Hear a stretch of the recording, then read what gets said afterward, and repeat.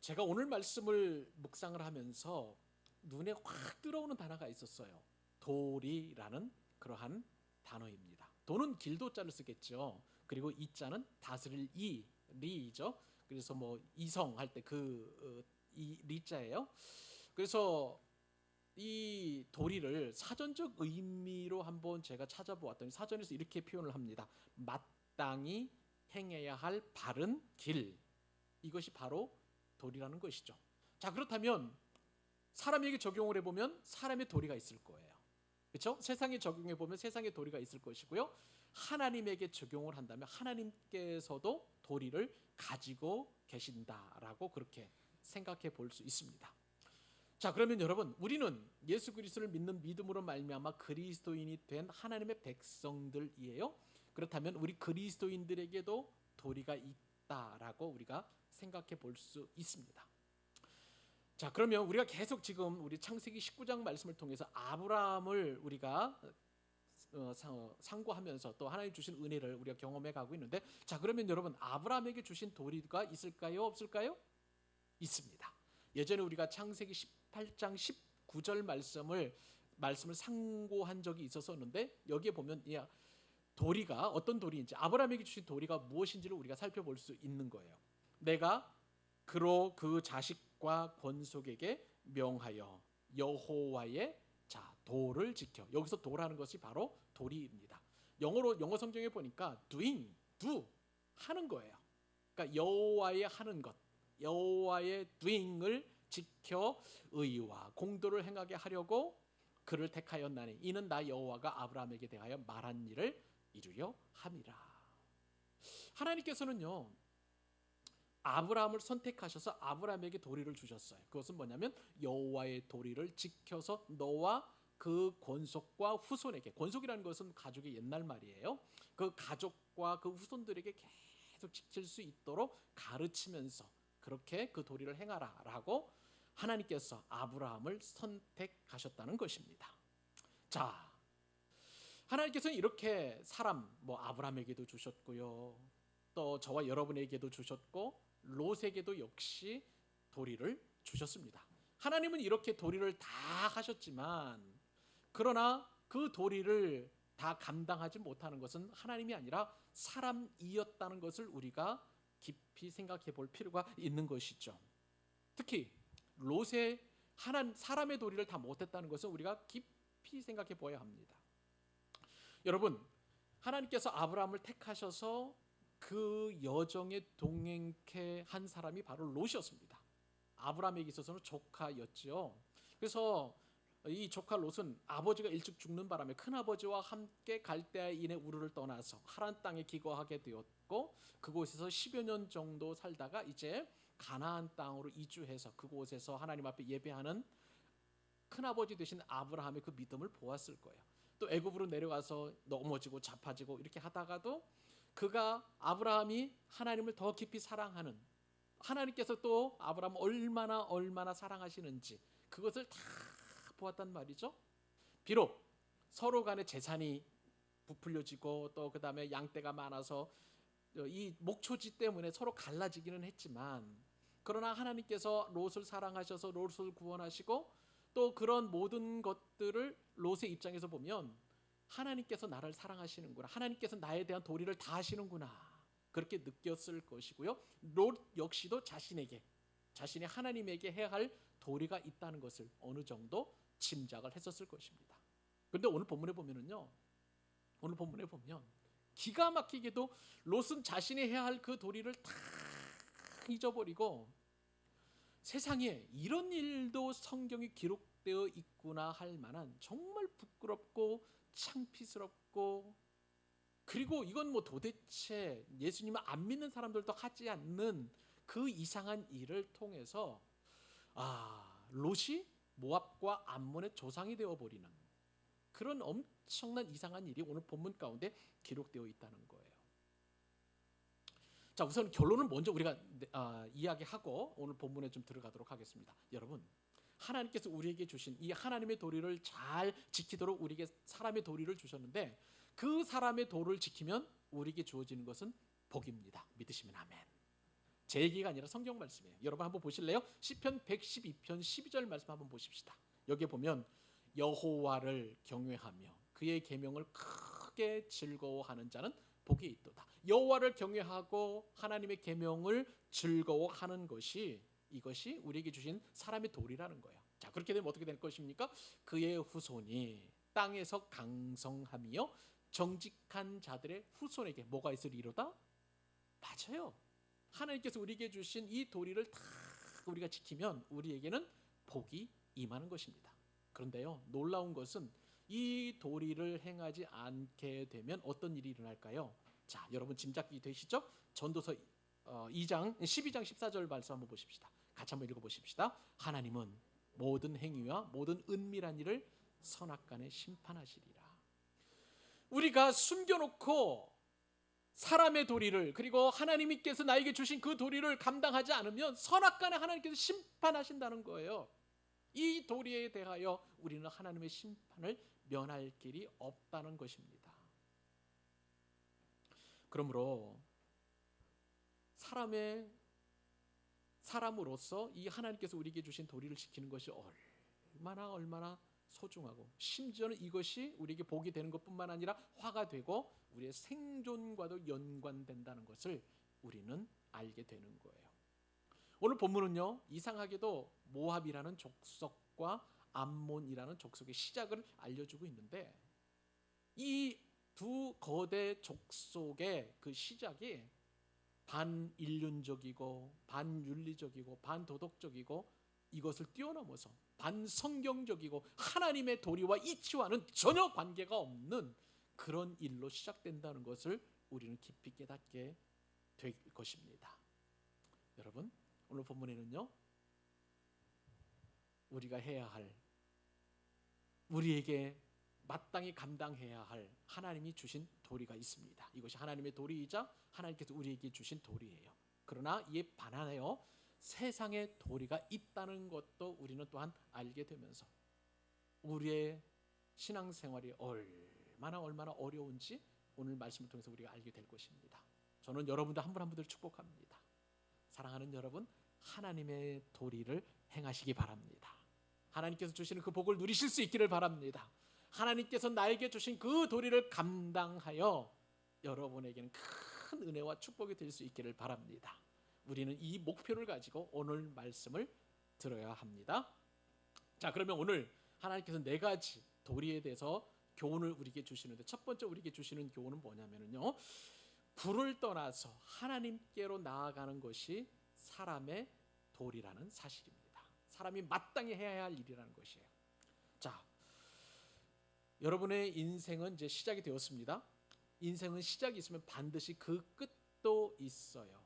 여러분, 성공하는 인생 우리가 다 살기를 원하는데 어떻게 우리가 성공하는 인생을 살 수 있을까요? 처음도 좋고 중간도 좋고 과정도 좋아서 끝이 좋으면 가장 좋은 인생이 될 거예요. 설령 우리 가운데 좀 시작이 좀 나쁜 그런 인생이 있을 수 있습니다. 뭐 죄 가운데 아니면 연약함 가운데 부족함 가운데 그러한 시작이 있다 할지라도 우리의 인생의 갈무리, 우리의 마무리가 복되고 그리고 사람의 도리를 다한다면 그 인생은 성공한 인생이라고 할 수가 있어요. 근데 제가 이 롯의 인생을 보니까 처음에는 굉장히 좋았어요. 아브라함처럼 믿음의 행보였었고 사람의 도리, 하나님께 주신 사람의 도리를 잘 감당하는 그런 도리였는데, 그런데 롯의 인생의 끝이 점점 미약해져 가고 실패해져 가고 낡아져 가는 옛 구습을 좇는 모습으로 이렇게 점점 상실해 가는 모습을 보면서 안타까운 마음이 들었습니다. 성경은 이렇게 표현하죠. 30절 말씀입니다. 롯이 소알에 거주하기를 두려워하여 두 딸과 함께 소알에서 나와 산에 올라가 거주하되 그 두 딸과 함께 불에 거주하였더니. 오늘 본문의 시작이 어떻게 됩니까, 여러분? 롯이 소알에 거주하기를 좋아했나요? 아니면 두려워했나요? 성경 어떻게 기록되어 있어요? 두려워했다라고 그렇게 기록되어 있습니다. 왜 그럴까요? 소알에 사는 것은 롯에게 있어서는 굉장히 두려운 일이었어요. 왜냐하면 소돔을 탈출할 때에 소알성에 이르렀을 때 소돔의 멸망이 시작되게 되었는데 그 과정에서 엄청난 하늘에서 유황과 불이 비처럼 내리는 그런 장면을 모아서 완전히 소돔성이 풀 한 포기조차 남지 않을 정도로 이렇게 완벽하게 파괴되는 모습을 보았고요. 굉장한 그런 두려움이 있었겠죠. 뿐만 아니라 자신의 아내가 지금 바로 옆에까지 있던 그 아내가 뒤를 돌아보지 말라고 분명히 하느님의 그 천사를 통해서 들었음에도 불구하고 뒤를 돌아봄으로 말미암아 소금 기둥이 되어 버렸어요. 그러니 소알이라면 아마 치가 떨렸을 거예요. 더군다나 소알에 살게 되면 이 소알이라는 곳은 바로 소돔성 그리고 고모라성 그 가운데쯤에 중간쯤에 이 소알이 있었었는데, 여러분, 소돔성과 고모라성을 멸망시킨 하나님께서 그때 당시에 뭐 소돔이나 고모라나 또 이 소알이나 이두마나 뭐 이 다섯 성이 비슷비슷하게 살았는데 다 똑같은 문화를 가지고 있었단 말이죠. 하나님을 경외하는 문화가 아니었기 때문에 소돔과 고모라를 멸망시키신 그 하나님께서 소알이라 그냥 가만히 놔두실 리 없다라는 의심이 들었을 거예요. 그러니 롯에게는 두려움이 생길 수밖에 없는 것입니다. 자신의 모든 것이, 자신의 모든 재산이, 자신의 모든 것들이 다 불타버렸던 그것을 생각하면 생각할수록 롯은요 도저히 소알에 살 수 없는 그런 상황에 있었습니다. 하나님의 천사가 이제 소돔에서 나아갈 때 어떻게 얘기했냐면 뒤돌아보지 말고 빨리 산으로 올라가라고 그렇게 명령을 했었습니다. 그런데 그때는 소알에 머물러 있다가 이제 완전히 심판이 끝나고 그리고 완전히 자신에게 있었던 모든 것이 사라지고 나자 낙심한 마음으로 그제서야 산으로 올라가는 거예요. 어쨌든 롯은 순종을 했습니다. 산으로 올라가라는 그 말씀에. 그런데 여러분, 여기서 우리가 한 가지 생각해 봐야 될 것은 뭐냐면요, 순종은 타이밍이 중요하다는 사실이에요. 만약에 여러분 한번 가정해 보십시다. 성경에서 가정은 없습니다만은 하나님께서 말씀하신 대로 롯과 아내와 그리고 두 딸들이 바로 산으로 올라갔다면 롯의 아내는 소금 기둥이 되지 않았을 거예요. 그렇다면 이 암몬과 모압이라는 이 족속이 롯을 통해서 나오지 않았을 것이라고 생각해 볼 수 있는 거예요. 그러니까 이 순종, 타이밍이 중요한 이 순종을 한 발 늦게 순종했더니 이러한 문제가 생기는 그런 발단이 되더라는 거예요. 저는 여러분을 축복합니다. 타이밍에 맞게 순종하시기 바랍니다. 순종은요 정말 순간이 중요해요.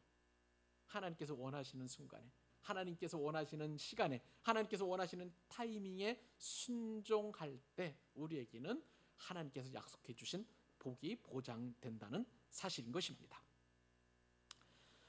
여러분, 사람에게 있어서 인생 최고의 환이라고 한다면 하나님을 만날 때라고 할 수가 있겠습니다.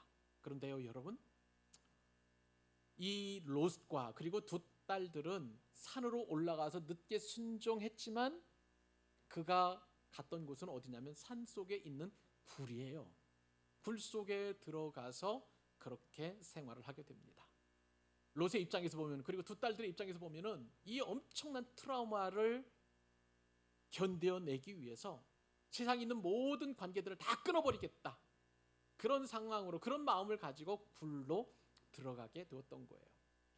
여러분, 이 굴이라는 것은요 성경에서 특별히 이 굴을 이야기할 때는 도피처도 되지만 그러나 죄를 상징하는 그런 상징물로 이렇게 등장하기도 하는 것입니다.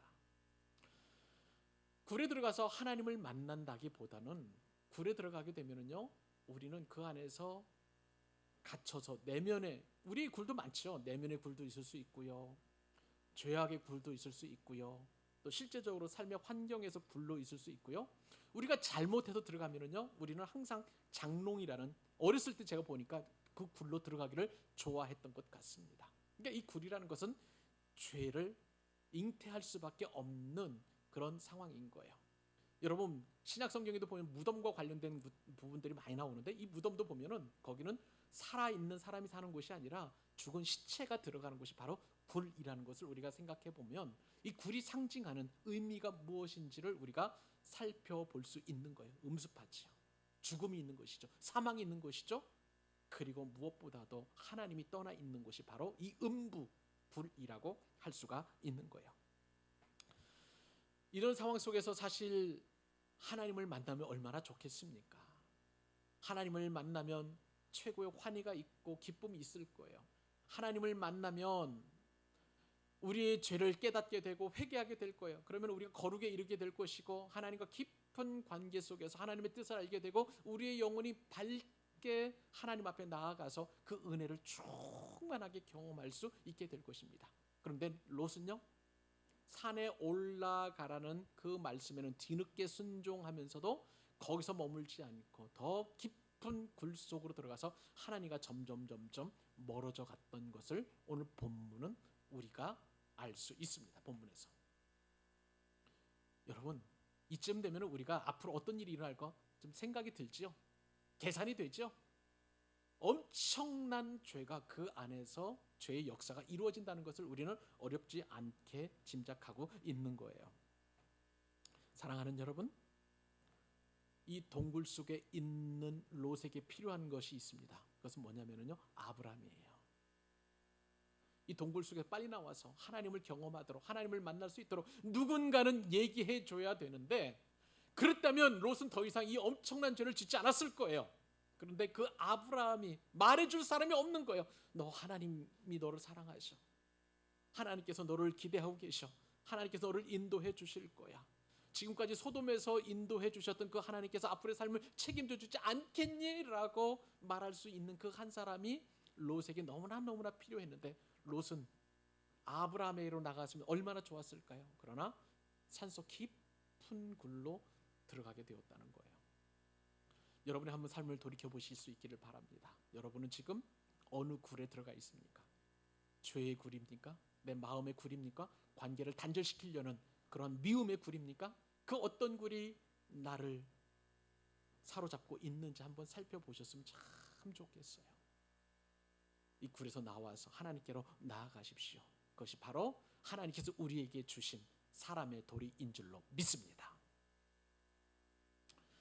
자, 두 번째 교훈, 하나님께서 이 본문을 통해서 주시는 은혜가 있습니다. 그것은 뭐냐면요, 목적도, 방법도, 과정도 다 선해야 하는 것이 바로 하나님의 도리라는 것입니다. 자, 롯과 두 딸은 분명히 보았어요. 소돔성이 멸망하면서 하늘에서 엄청난 유황과 불이 비처럼 내리면서 소돔에 있는 모든 것들을 풀 한 폭이 남김이 없이 다 불태워서 완전히 멸망시켰다는 것을 이 세 사람은 똑똑히 눈으로 목격을 하게 되었습니다. 심지어 함께 소돔을 탈출했던 자신의 아내, 두 딸들의 엄마가 소돔 기둥이 된 비극적인 그런 참상도 보게 되었습니다. 자, 이런 모든 것들을 다 한순간에 다 잃어버렸죠. 자, 이런 상황에서 가장 마음의 상처를 받은 사람 누구였을까요? 어른 롯이었을까요? 그것보다도 제가 말씀을 깊이 묵상하는 가운데 이 두 딸들에게는 정말 치유될 수 없는 깊은 아픔이 있었겠구나라고 짐작을 해보게 되었습니다. 우리가 인생을 살아가다 보면은요, 이러한 엄청난 재난이나 또 고통을 당하게 되면 상황 판단이 안 돼요. 어떻게 해야 될지를 모르는 거예요. 자, 이런 상황 속에서 하나님의 도리와 맞지 않는 선택을 누구나 다 할 수 있다는 것입니다. 오늘 본문에 보니까 바로 큰딸과 두 딸이 바로 그러한 선택을 하는 거예요. 31절과 32절 하나님이 주시는 말씀 다시 한번 읽어보기를 원합니다. 자, 시작. 큰딸이 작은 딸에게 이르되 우리 아버지는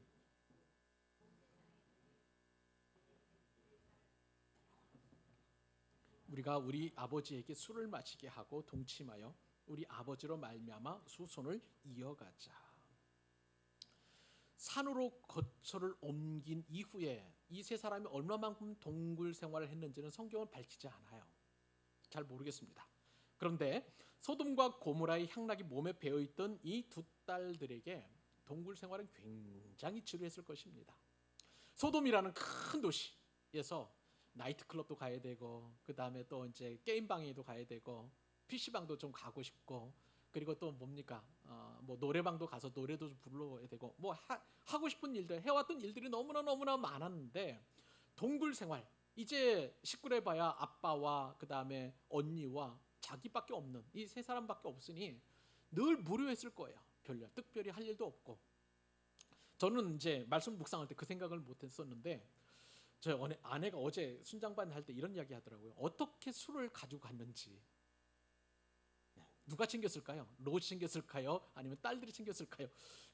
계속 이제 제가 묵상을 해보는데 아버지에게 술을 주자라고 얘기한 거 보면 다 누구나 다 술을 가져왔다는 것을 인정을 할 수밖에 없는데 하여간 누가 가져왔는지는 모르겠지만 술을 가지고 있었던 것 같아요. 그러니까 동굴 속에 넣어놨으니 얼마나 잘 숙성이 됐겠습니까? 독주가 되었겠죠. 여하튼 이런 이제 그 생활이 지속되다 보니까 너무나 그 삶이 지루했던 거예요. 더군다나 두 딸들에게 있어서 입장은 어떤 거냐면 결혼 정년기가 있었잖아요. 왜냐하면 우리가 이 소돔에서의 이 롯의 그 이야기에 따르면 이 두 딸들에게는 약혼자들이 있었다는 거예요. 근데 이 약혼자들도 함께 소돔에서 탈출하기를 원했지만 그러나 롯이 그 얘기를 했으니까 그 예비 사위들은 롯의 말을 농담처럼 여기고 소돔과 함께 멸망을 했던 거예요. 자, 자신이 사랑하는 그리고 자신이 정해놓은 결혼 배필들이었습니다만은 그런데 소돔성에서 멸망과 함께 그들이 죽어가는 그 모습을 또한 생생하게 그렇게 보았기 때문에 이 딸들에게는 더 이상 소망이 없었던 것입니다. 오늘 딸들이 보니까 하는 얘기가 그거예요. 큰딸이 작은딸에게 말합니다. 우리 아버지는 늙었고 온 세상의 도리를 따라 우리의 배필될 사람이 이 땅에는 없으니. 그렇죠? 동굴 안에서 보면 없어요. 소돔이 다 망했기 때문에 남자는커녕 총각은커녕 아무런 이 두 딸들을 통해서 자녀들을 생산할 만한 그런 남자가 없었던 거예요. 그러니까 눈에 들어온 것이 아버지밖에 없는 것이죠. 아버지밖에 없는 것이었습니다. 여기서 우리는요 두 딸들이 간과하고 있었다는 사실을 한번 생각해 볼 필요가 있습니다.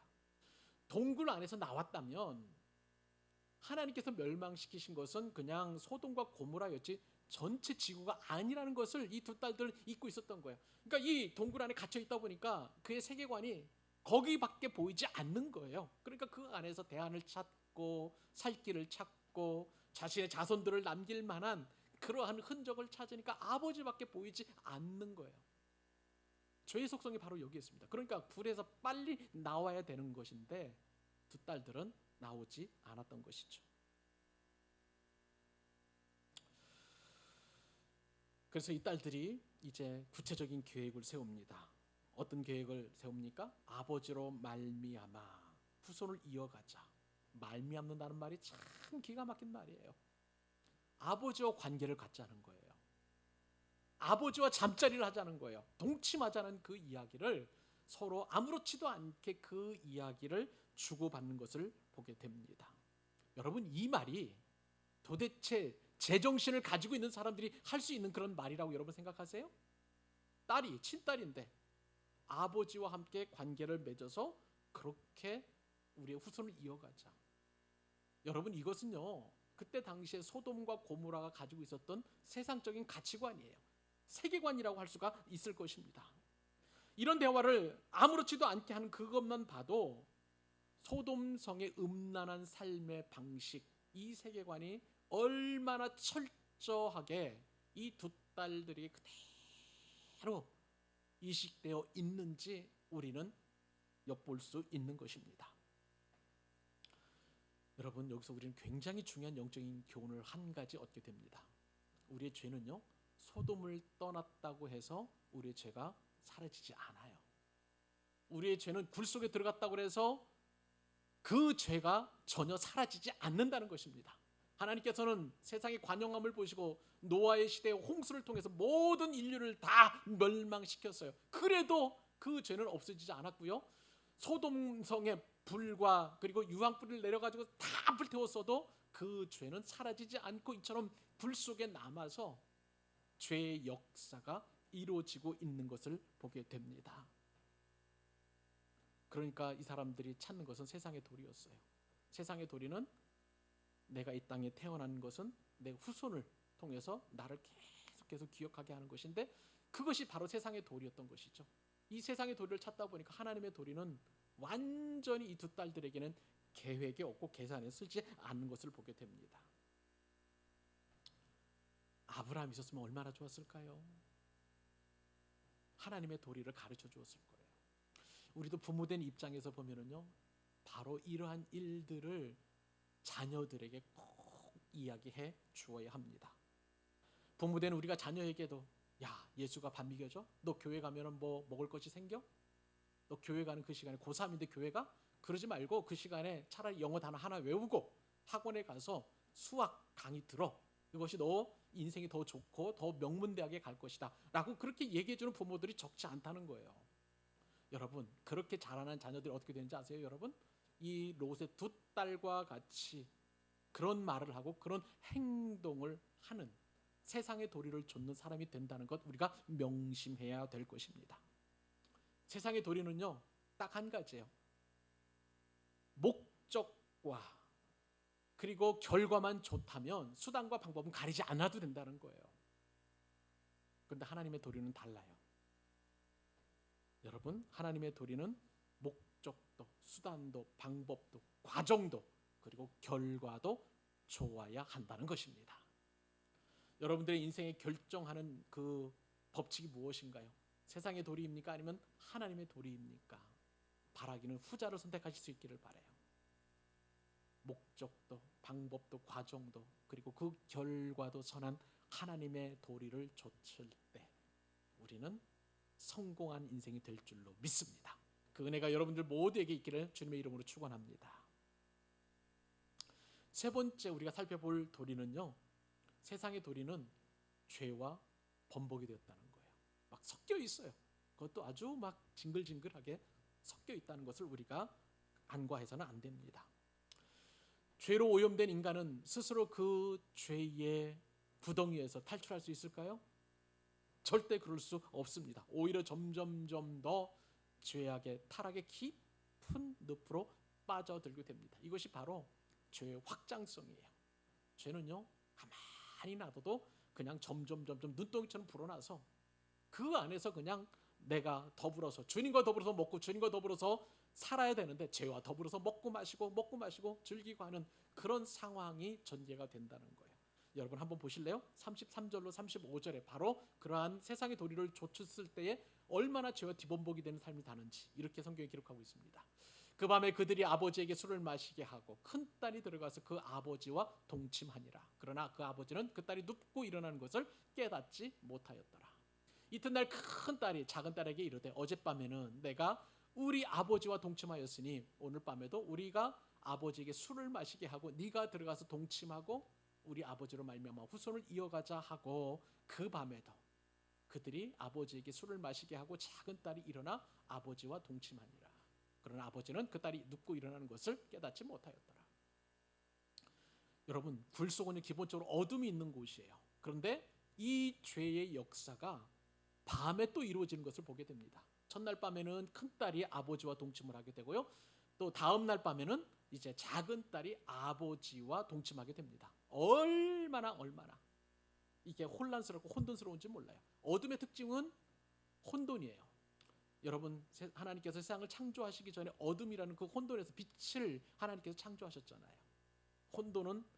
이 어둠은 바로 이 혼돈과 맞닿아 있다는 것을 보게 됩니다. 그러니까 빛이 없으면, 빛이신 하나님이 안 계시면 우리는 죄로 혼돈된, 뒤범벅이 된 삶을 살 수밖에 없음을 우리는 이 본문에서 우리가 살펴볼 수 있는 거예요.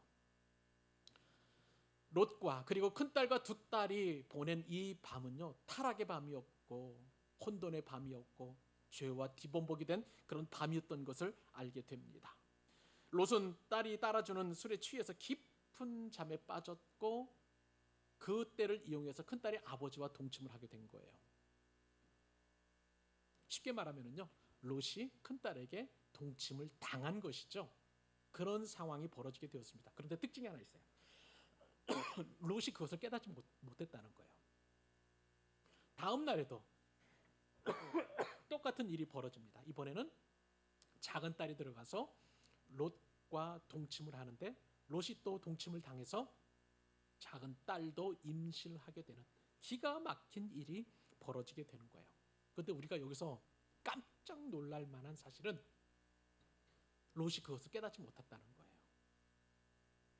이 가정에서 하나님과 더불어서 교제하고 하나님의 선하심을 맛보아 알고 아브라함을 부르셨던 그 하나님을 옆에서 생생하게 목격했던 사람은 바로 롯이에요. 영적으로 깨어 있어야 될 사람이에요. 그런데 이 엄청난 반인륜적이고 그리고 엄청난 죄악 가운데 있었을 때도 롯은 술에 취해가지고 그 사실을 전혀 깨닫지 못하고 있는 것입니다.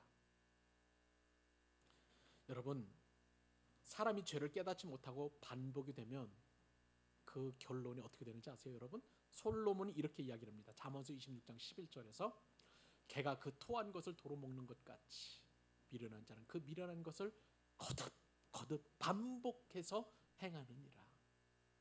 개는 토하고 또로 먹고 개는 토하고 또 그것을 먹고 이 기가 막힌 더럽고 미련한 짓을 계속한다는 것이죠. 우리는 여기서 반면교사로서의 진리를 한 가지 얻게 됩니다. 롯의 딸에게는 죄책감이나 양심의 가책이 전혀 없었다는 것입니다. 여러분, 죄가 깊으면 양심이 마비가 된다는 건 여러분 아실 거예요. 그래서 성경에서는 양심의 그 상황을 화인 맞았다, 불도장을 맞았다라고 그렇게 표현을 합니다. 롯과 그리고 두 딸은 죄가 넘쳐나는 소돔에 너무너무 오래 살았기 때문에 그게 죄인지도 몰라요. 그냥 세상의 도리를 지키는 것이 그게 그냥 자기 마음대로 살아가는 것이 그게 잘 사는 것이다라고 그렇게 여겼다는 거예요. 롯과 그리고 두 딸은 그러한 소돔의 삶을 계속 보아오고 들었던 거예요. 여러분, 그래서 우리가 예수님을 믿었지만 우리가 은혜를 체험했지만 그 은혜가 지속적으로 되지 못하는 이유는 뭐냐면 내가 은혜 받은 이후에 내가 무엇을 보고 무엇을 듣고 무엇을 말하느냐가 우리의 인생을 결정한다는 사실이에요. 하루는 24시간입니다, 여러분. 일주일은 168시간이에요. 하루 24시간 중에 여러분 하나님을 향해서 여러분들의 시선이 정말 어느 정도 머물고 있는지, 여러분의 생각이 그 하나님을 얼마만큼 묵상하고 있는지, 여러분께서 들은 내용들은 또 어떤 내용을 듣고 계시는지 한번 점검해 보실 수 있기를 바라요. 우리가 죄를 보게 되면 계속 죄를 범하게 될 수밖에 없어요. 그리고 내 양심이 마비돼서 그것이 죄인지도 모르는 그런 삶을 살게 됩니다. 그러나 우리가 하나님의 은혜를 추구하고 하나님을 바라보고 하나님을 의지하고 하나님께 대하여 경배하고 찬송하고 감사하면 우리는 죄의 뒤범벅이 된 삶이 아니라 예수님과 더불어 살고 예수님과 더불어 먹는 은혜로운 삶을 살 수 있게 되는 거예요. 이것이 내 생명을 살리는 것이고 내 영혼을 살리는 것이고 내 가정이 살리는 것이고 내 직장이 살리는 것이고 우리 교회가 사는 방법인 줄로 믿습니다. 사랑하는 여러분, 보는 것 구별하십시다. 듣는 것 구별하십시다. 말하는 것 구별하십시다. 생각하는 것 구별하십시다. 이것이 바로 하나님께서 우리에게 주신 사람의 도리인 줄로 믿습니다. 마지막 교훈입니다. 마지막 교훈은 뭐냐면 그럼 이 세상의 도리를 어떻게 우리가 하나님의 도리로 바꿀 수 있는지, 세상의 도리는 죄로 우리가 생각해 볼 수 있는 거예요. 그것은 바로 예수 그리스도의 십자가 보혈만이 우리를 세상의 도리에서 하나님의 도리로 바꿀 수 있다는 것입니다. 롯과 그리고 그 두 딸들은 각각 부적절한 그런 행위를 통해서 이제 롯의 두 딸이 임신을 하게 되고 출산을 하게 되었습니다. 자, 그런데 이 결과가 어떻게 되는지 36절로 38절 우리 석절 말씀 같이 한번 읽어보십시다. 짧습니다. 롯의 두 딸이 아버지로 말미암아 임신하고 큰 딸은 아들을 낳아 이름을 모압이라 하였으니 오늘날 모압의 조상이요, 작은 딸도 아들을 낳아 이름을 벤암미라 하였으니 오늘날 암몬 자손의 조상이었더라.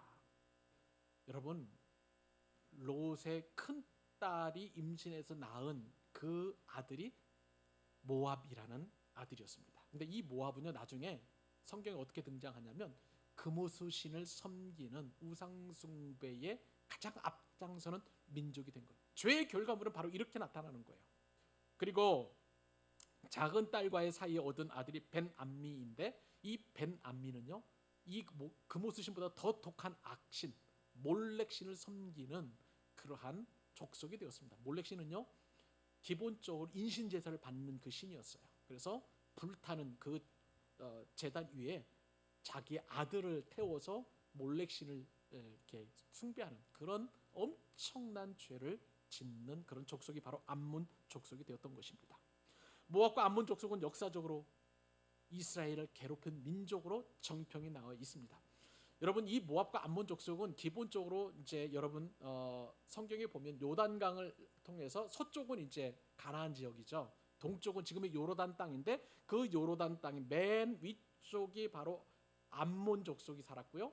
그 중간 정도에 바로 모압 족속이 살았고 그 아래쪽에는 에돔 족속이 살면서 그래서 이제 이스라엘과 대척점에 놓여지는 그러한 상황에 이르게 되었습니다. 자, 큰딸이 임신해서 낳은 아들이 모압이라고 말씀드렸습니다. 모압의 출생이 불미스러운 것처럼 이 모압의 후손들도 얼마나 그 이후에 이스라엘 백성들을 그리고 하나님을 대적하는지 모릅니다. 굉장히 반하나님적인 역사를 가지고 나중에 패망을 하게 되는데, 여러분, 이스라엘이 가나안 땅을 점령할 때에 출애굽 이후죠. 모압 왕 발락이 예언자라고 하죠. 이 발람을 통해 가지고 이스라엘 백성들을 모욕하고 그다음에 저주하려고 그랬어요. 그때 하나님께서 막으시죠. 그런데 또 그 이후에는 바알부를 섬기는 이방 제사를 통해서 이스라엘을 패망시키려고 그렇게 작당을 꾀했습니다. 이렇게 나쁜 일, 악한 일에 앞장선 족속이 바로 이 모압 족속이에요. 이스라엘 백성들을 멸망시키려고 하는 그런 일들을 이 족속이 했던 것이죠. 그런데요, 나중에 이 모압 족속에게도 선한 일이 일어나게 됩니다. 여러분, 예수님의 조상 가운데 이방 여인이 들어가 있는 거 여러분 아시죠? 그 여인이 누구입니까? 룻이에요.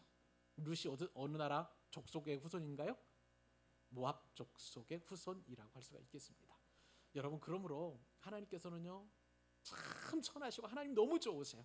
이러한 극한 환경 속에서도, 극한 그런 족속 속에서도 룻을 다윗의 증조모로 그리고 예수님의 조상으로 삼으시는 것을 보게 될 때에 그 어떤 죄인이라 할지라도, 그 어떤 악한 사람이라 할지라도 하나님께로 돌아올 수 있음을 우리가 보게 된다면 하나님의 은혜가 얼마나 긍휼이 풍성하신지 우리가 알게 되는 것입니다. 그런데 여러분, 이 모압 족속은 나중에 역사 속에서 사라지게 되는데, 예레미야 선지자가 48장에서 이 모압 족속의 멸망을 예언합니다. 실제로 이 모압 족속은 역사에서 사라져서 지금 흔적도 없어요. 암몬 족속도 마찬가지입니다. 요르단 영토 동쪽이라고 그랬죠. 지금 내 요르단 땅 그쪽에 살고 있었던 이 암몬 족속, 이 암몬 족속도 베남미라는 것은 나중에 이제 암몬 족속의 이제 조상이 이제 벤암미가 되는데, 이 암몬 족속도 그들의 출생이 이처럼 엄청난 죄악 가운데 있었기 때문에 그 후손들의 역시도 죄와 더불어서 살아가는 것을 보게 됩니다. 가장 대표적인 게 느헤미야에서 보면은 이스라엘 백성들이 이제 바벨론에서 포로로에서 돌아와서 예루살렘 성벽을 재건할 때 앞장서서 방해했던 사람이 바로 이 암몬 사람이었어요. 산발랏이죠.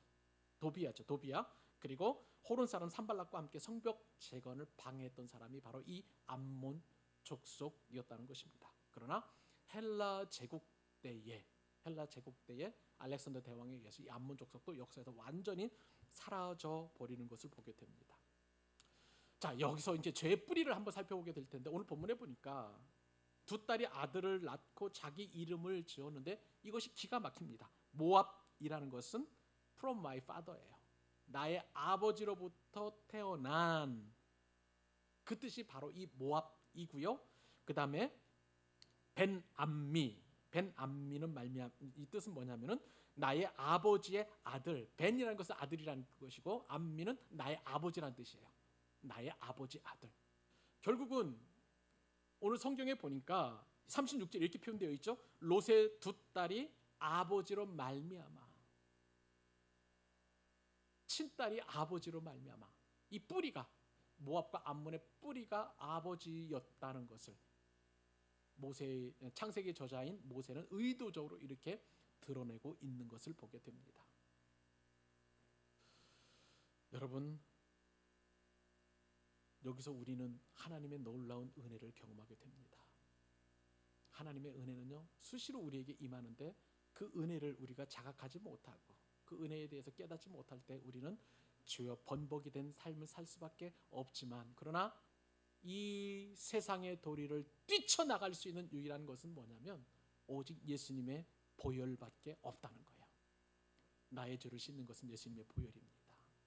나의 죄를 정케 하는 것은 예수님의 보혈입니다. 내가 이것이 죄인지도 모르고 그렇게 살아가는 그런 삶의 형태에서 나를 옳은 길로, 하나님의 뜻대로, 하나님의 방법대로, 하나님의 도리를 지켜가며 살 수 있도록 우리를 인도하는 것은 예수님의 보혈밖에 없다는 거예요.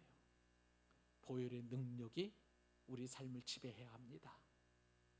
나는 지금도 계속 내가 죄인지도 모르고 산속에 굴로 들어가서 그 안에서 더 깊은 죄에서 죄가 주는 그런 즐거움을, 찰나적인 즐거움을 추구할지 모르겠지만, 그러나 이것을 깨닫게 하시고